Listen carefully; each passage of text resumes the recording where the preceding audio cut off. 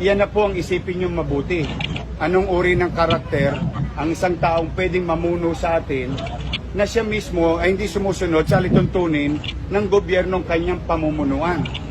Ferdinand Marcos Jr., ang iniisip ng tao ngayon, trabaho. Ngayon, kung masisingil natin sa kanya, yung 203 billion, marami tayong mabibigay na trabaho. Tama siya doon at dapat siya na magsimula.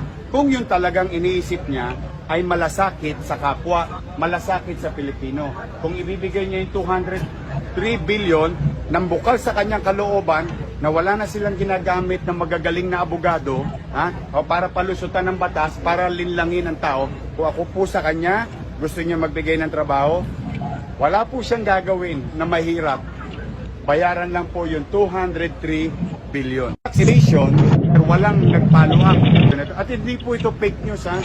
Ito po kahit ano pong paliwanag ng abogado niya, yung spokesperson niya, hindi po ito fake news. Desisyon po ito ng Korte Suprema. Final. Kaya nga po naniningil na yung BIR o naniningil na po ang the Department of Finance, no?